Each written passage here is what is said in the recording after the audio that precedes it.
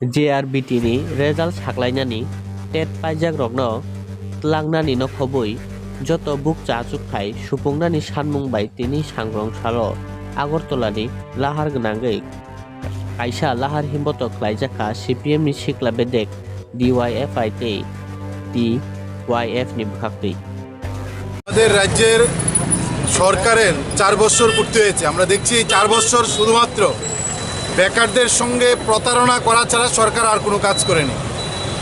নিয়োগ নিয়ে সরকার এক ভয়ঙ্কর প্রতারণায় খেলাই মেতেছে। সকালবেলা শিক্ষামন্ত্রী নিয়োগ সংক্রান্ত এক ধরনের ঘোষণা দিচ্ছেন, সন্ধ্যার সময় তথ্যমন্ত্রী আরেক ধরনের ঘোষণা দিচ্ছেন। তার সঙ্গে হচ্ছে আমাদের রাজ্যের সরকার আসার আগে বিজেপি প্রতিশ্রুতি দিয়েছিল 50,000 যুবকের বছরে সরকারি কর্মসংস্থান হবে। এই কাজ সম্পূর্ণভাবে বন্ধ করে দিয়েছে। জেআরবিটির পরীক্ষা নিয়েছেন, গ্রুপ সি গ্রুপ ডি, আজকে দীর্ঘ মাস অতিক্রান্ত, তার ফলাফল প্রকাশ হচ্ছে না।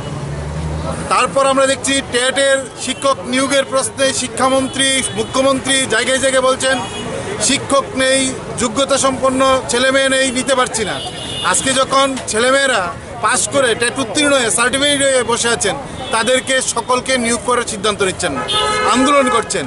পুলিশের নিয়োগ হলো অল্প কিছু, সেখানে দুর্নীতির অভিযোগ নিয়ে কর্মপ্রার্থীর আন্দোলন করছেন। ফলে এক ভয়ঙ্কর অবস্থা রাজ্যে। জেআরবিটির পরীক্ষার ফলাফল দ্রুত প্রকাশ করা, টেট উত্তীর্ণ সকলকে একসঙ্গে নিয়োগ করা। রাজ্যের প্রতিটা দপ্তরের হাজার হাজার শূন্যপদ পড়ে আছে। বিধানসভায় দেওয়া তথ্য অনুযায়ী হাজার হাজার শূন্যপদ, সরকার নিয়োগের ন্যূনতম কোনো ভূমিকা নিচ্ছেন না। ফলে আমরা দাবি করছি সমস্ত শূন্যপদ পূরণ করতে হবে। হসপিটালগুলোতে যেমন চিকিৎসকের সংকট, একই সঙ্গে নার্সের সংকট। আমাদের রাজ্যের হাজার হাজার ছেলে মেয়ে নার্সিং পাস করে বসে আছেন, শত শত চিকিৎসার পড়াশোনা করে ডাক্তার হয়ে বেকার হয়ে বসে আছেন, তাদেরকে নিয়োগ করছেন না। কন্ট্রাক্টরের মাধ্যমে কোনো জায়গায় সরকারি দপ্তরে নিয়োগ করার চেষ্টা করছেন।